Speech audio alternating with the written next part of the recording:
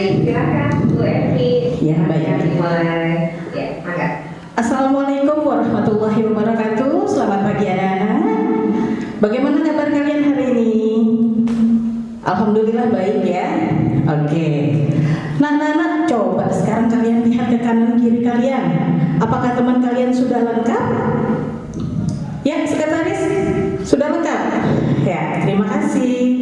Baik, anak-anak, pada kesempatan hari ini seperti biasanya, mari kita awali pembelajaran kita dengan berdoa. Silakan ketua kelas pimpin dulu doanya. Ya, terima kasih.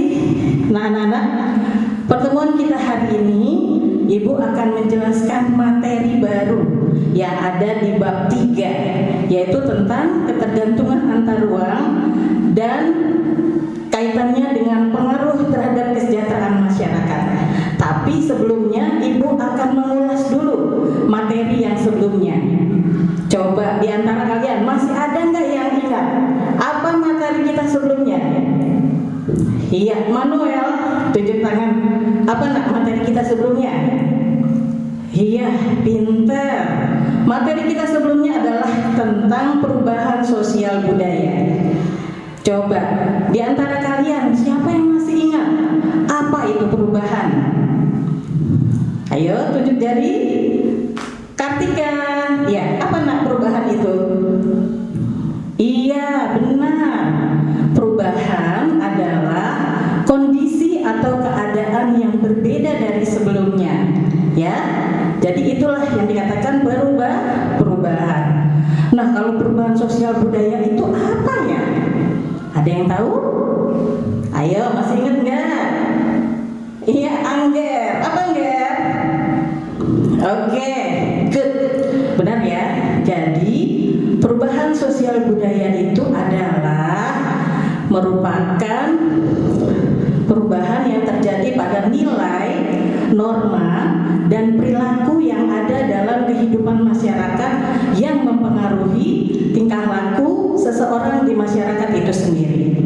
Oke, berarti Ibu anggap materi di bab 2 kalian sudah paham semua dan selesai. Ya, sekarang perhatikan ke sini. Kita punya materi baru dan silahkan kalian bisa buka bukunya juga di halaman 152 tentang ketergantungan antar ruang dilihat dari konsep ekonomi dan pengaruhnya terhadap kesejahteraan masyarakat. Nah, ini gambar yang Ibu buat. Maaf ya, gambarnya nggak sebagus gambar kalian. Ini menggambarkan suatu ruang, ya. Ruang di sini terdiri dari biosfer dan lahan. Nah, apa sih yang disebut dengan biosfer? Nah, biosfer itu adalah tempat hidupnya makhluk hidup. Makhluk hidup di permukaan bumi ada berapa, nah? Iya, pintar, ada 3, yaitu manusia, hewan, dan tumbuhan, ya. Kemudian yang namanya lahan, kita bisa lihat dari gambar ini. Lahan ada 2. Ada yang disebut daratan dan ada yang disebut perairan.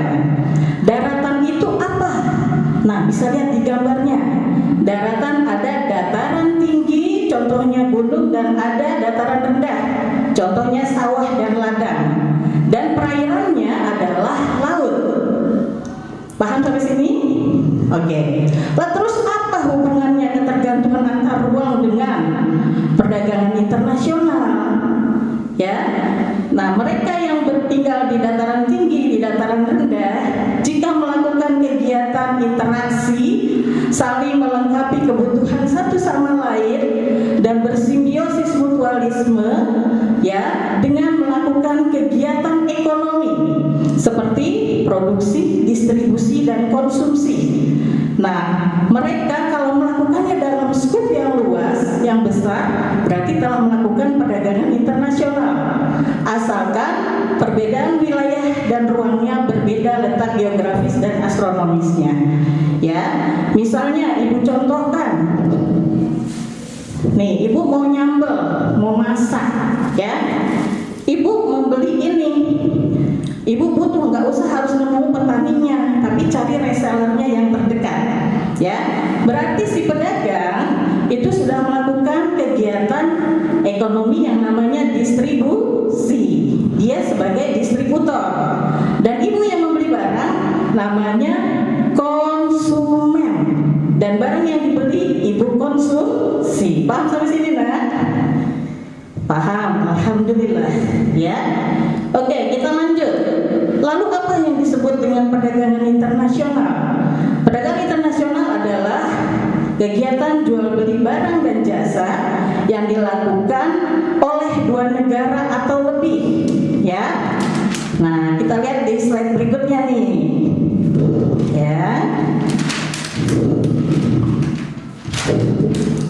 Nah, pertukaran barang dan jasa antar negara atau wilayah yang berbeda keadaan geografis dan astronomisnya disebut perdagangan internasional. Jika dilakukan oleh dua negara, berarti disebut kerjasama bilateral. Jika dilakukan oleh banyak negara, disebut kerjasama multilateral. Nah, kemudian apa sih yang mempengaruhi dari perdagangan internasional itu? Kita lihat, yang pertama ada ekonomi, politik, sosial, budaya, dan teknologi. Terus apa ya manfaatnya dari perdagangan internasional? Ya, coba perhatikan yang di belakang, tidak ngobrol sendiri sayang. Ya, manfaatnya dari perdagangan internasional yang pertama, sebagai akses sumber daya barang. Yang kedua, sebagai keuntungan dan keunggulan komparatif. Yang ketiga, untuk menambah pertumbuhan ekonomi. Yang keempat, sebagai diversifikasi ekonomi. Dan yang kelima, sebagai untuk peningkatan kesejahteraan suatu negara. Yang keenam, sebagai inovasi dan transfer teknologi. Yang ketujuh, sebagai efisiensi produksi dan peningkatan kualitas hidup, ya. Nah, kalau tadi ada faktor pendorong, faktor penghambatnya dari perdagangan internasional, yang pertama, mencakup tarif kuota impor. Yang kedua, adanya regulasi perdagangan. Dan yang ketiga, perbedaan standar teknis antar negara. Dan yang keempat adalah logistik transportasi, ya.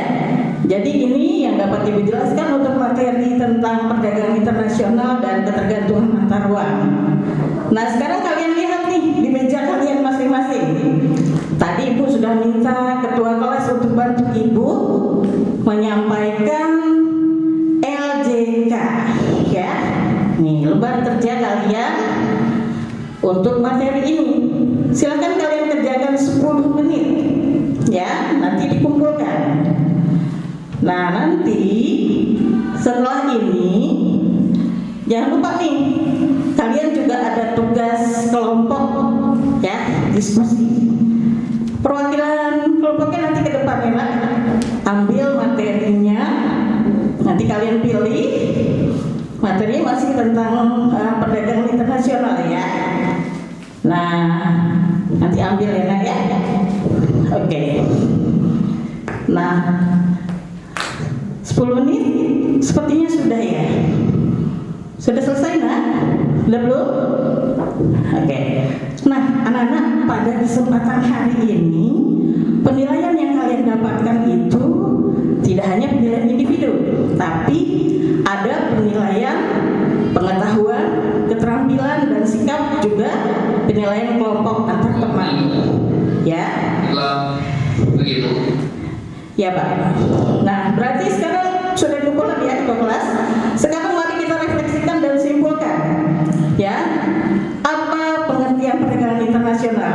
Ya, perdagangan internasional adalah pertukaran barang dan jasa antar negara atau lebih, ya. Kemudian yang mempengaruhinya ada dari segi ekonomi, politik, dan sosial, budaya, serta teknologi. Ya, manfaatnya sebagai akses sumber daya barang, sebagai keuntungan komparatif, pertumbuhan ekonomi, dan diversifikasi, juga untuk meningkatkan kualitas hidup, ya. Nah, sekarang di antara kalian ada yang ingin mengungkapkan apa manfaatnya setelah mempelajari ini? Ada? Kartika, apa, Nak? Menurut kamu pengalaman yang didapatkan dari pembelajaran ini? Iya, terima kasih. Berarti menurut Kartika, setelah mempelajari ini, Kartika merasa mendapatkan sesuatu yang baru, pengetahuannya tentang apa itu ruang, apa itu perdagangan internasional, ya. Oke, sepertinya waktu kita sudah habis dan nanti kita ada di jam terakhir 1 jam lagi ya. Persiapkan yang diskusi, nanti kalian presentasi. Mungkin untuk saat ini itu saja yang dapat Ibu sampaikan. Terima kasih atas perhatiannya. Wassalamualaikum warahmatullahi wabarakatuh.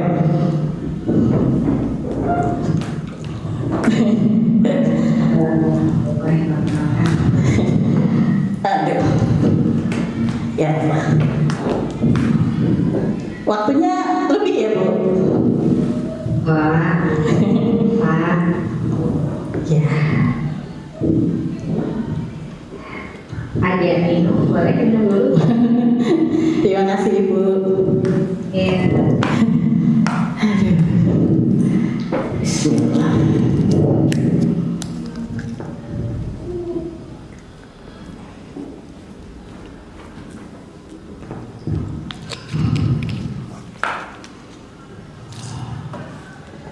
Baik, Ibu, terima kasih. Baik, sudah ya, siap ya? Ya. Tadi sudah selesai, terima kasih. Sekarang ada 3 pertanyaan yang harus dikonfirmasi ya, Bu ya. Pertanyaan yang pertama, jelaskan apa yang menjadi kelemahan dan kelebihan dari pembelajaran yang baru saja Bu Evi lakukan tadi. Silakan. Iya. Kelebihannya adalah mungkin saya lebih komunikatif terhadap siswa dan saya menghafal siswa untuk menunjuk jika dia tunjuk jari siapa namanya dan saya selalu memberikan kesempatan.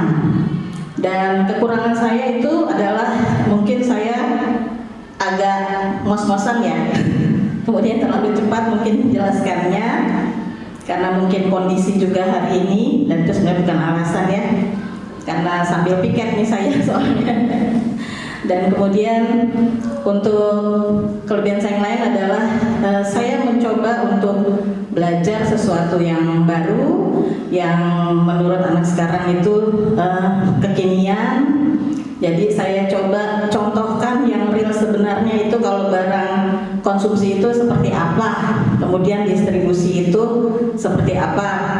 Dan kalau misalnya saya beli barang itu saya sebagai konsumen dan yang menjual barang itu disebut dengan distributor karena telah mendistribusikan barangnya dari produsen ke konsumen. Dan itu biar real mereka tahu, oh ini prosesnya, oh ini namanya ini gitu.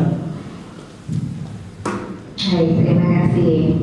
Kemudian apa yang akan Bu Evi lakukan secara berbeda jika Ibu mengajarkan materi ini di kelas? Tadi kan gak ada siswa Ibu ya? Iya. Ibu mengajarkan materi yang sama di kelas yang sesungguhnya yang ada siswanya. Apa yang akan Bu Evi lakukan secara berbeda? Silakan Ibu. Mungkin saya bisa menggunakan kartu soal gitu. Kemudian juga saya bernyanyi kalau misalkan anak-anak jenuh dengan suatu materi yang mungkin bisa membuat stressing, saya bisa membuatkan lagu IPS misalnya. Saya pernah coba itu dan mereka merasa semangat untuk belajar untuk di mata pelajaran saya. Jadi sebagai relaksasi gitu. Kemudian jelaskan jenis penilaian yang Bu Evi rancang untuk pembelajaran ini dan bagaimana cara Ibu melakukannya. Silakan. Ya. Penilaian individu tadi saya siapkan LJK-nya, lembaran itu nilai individunya. Kemudian penilaian sikap tadi berarti anaknya itu mengerti, memahami dan mau berkomunikasi apa yang saya tanyakan dia respon. Berarti sikapnya dilihat, oh ini anak ini antusias untuk belajar. Kemudian kalau untuk nilai diskusi, nilai kelompok itu saya lihat dari keaktifannya nanti ketika presentasi, kemudian ketika dia menjawab soal, performa dia di depan, confidence-nya seperti apa dalam penyampaian materinya. seperti itu. Dan evaluasinya mungkin lewat ulangan itu untuk nilai pengetahuannya, hasilnya seperti apa, dan kemudian pengayaannya itu dapat berupa remedial jika nilainya di bawah daripada KKM yang sebenarnya.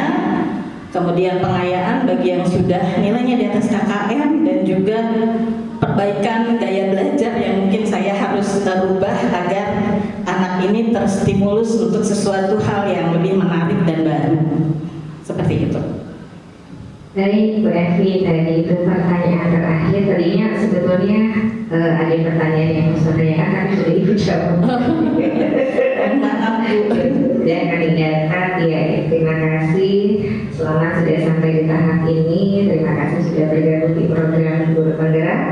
Mohon maaf dari kami jika ada Terima kasih Ibu, Bapak. Kemudian nanti Bu Evi sering-sering mengecek si PKB-nya ya, karena Oke. informasi selanjutnya ada di si PKB. Oke. Bu Evi, Terima kasih banyak. Bu Evi diperkenankan untuk dari itu. Terima kasih. Terima kasih Ibu. Assalamualaikum. Waalaikumsalam warahmatullahi